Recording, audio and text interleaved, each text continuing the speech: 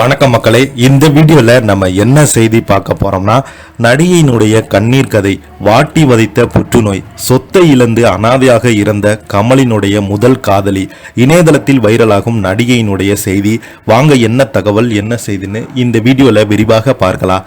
அதுக்கு முன்னாடி முதன்முறையாக நம்ம சேனலை ஃபர்ஸ்ட் டைம் பார்க்குறீங்கன்னா சப்ஸ்கிரைப் பண்ணாதவங்கெல்லாம் சப்ஸ்கிரைப் பண்ணிக்கோங்க. பெல் பட்டன்ஸ் மூலமிக்கி நம்ம சேனலோட நோட்டிஃபிகேஷனை எனபிள் பண்ணிக்கோங்க. நாங்கள் போடுற வீடியோ எல்லாமே உங்களுக்கு உடனுக்குடனே வந்து சேரும்.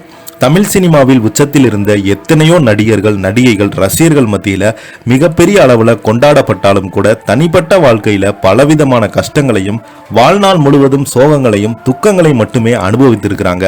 அந்த வரிசையில தமிழ் சினிமாவில் பிரபலமான முன்னணி நடிகையாக இருந்த நடிகை தான் ஸ்ரீவித்யா. வாழ்க்கையில மகிழ்ச்சியை பார்க்காம வாழ்க்கையுடன் போராடி கடைசியில உயிரிழந்து போனாங்க. தமிழ் சினிமாவில் 70 மற்றும் 80 காலகட்டத்தில் முன்னணி நடிகையாக வலம் வந்த நடிகை ஸ்ரீவித்யா வாழ்க்கையில நிறைய துன்பங்களையும் கஷ்டங்களையும் மட்டும்தான் இவங்க அனுபவித்திருக்கிறாங்க. அவங்க முதலாக அபூர்வராங்கள் என்ற திரைப்படத்தின் மூலம் கதாநாயகனாக அறிமுகமானாங்க. முதல் திரைப்படத்திலேயே உலகநாயகன் கமலஹாசன் சூப்பர் ஸ்டார் ரஜினிகாந்துடன் நடிக்கும் வாய்ப்பு இவருக்கு கிடைத்தது. அதைத் தொடர்ந்து கமலஹாசனுடன் படங்களில் ஸ்ரீவித்யா இணைந்து நடிக்க ஆரம்பிச்சாங்க. அப்போதான் கமலோன் மீது ஸ்ரீவித்யாவுக்கு காதல் வந்தது. இந்த விவகாரம் அப்போதைய பத்திரிகையில கிசுகிசாக வெளியே வந்தது. தன்னை விட 2 வயது இளையவரான கமல் மீதான காதலுக்கு ஸ்ரீவித்யாவின் அம்மா எதிர்ப்பு தெரிவித்தாங்க. அந்த காதல் தோல்வியடைந்து போனது. முதல் காதல் தோல்வியடைந்த நிலையில 1976ஆம் ஆண்டு ஜார்ஜ் தாமஸ் என்பவரை காதலித்தாங்க. அவரை திருமணம் செய்து கொள்ள ஆசைப்பட்ட போது ஸ்ரீவித்யாவோட அம்மா மீண்டும் பிரச்சனை செய்ய குடும்பத்தை எதிர்த்தாங்க. அவரை திருமணம் செய்து கொண்டாங்க. ஆசைப்பட்டு காதலி கணவருடன் திருமண வாழ்க்கை மகிழ்ச்சியாக இருக்கும் என நினைத்த ஸ்ரீவித்யாவுக்கு ஏமாற்றமே மிஞ்சியது. ஜார்ஜ் தாமஸுக்கு ஸ்ரீவித்யாவுக்கும் ஆரம்பத்திலிருந்தே கருத்து வேறுபாடு ஏற்பட்டது. இதைத் தொடர்ந்து ஸ்ரீவித்யா தனது கணவர் ஜார்ஜ் தாமஸிடம் விவகாரத்தை கேட்டு மன்றாடி இருந்தாங்க. ஆனால் அவரை கிறிஸ்துவ மதத்தை காரணம் காட்டி விவகாரத்து தராமல இழுத்தடித்திருந்தாங்க. பல போராட்டத்துக்கு பிறகு 1980ஆம் ஆண்டு இருவருமே முறைப்படி விவகாரத்து பெற்றாங்க.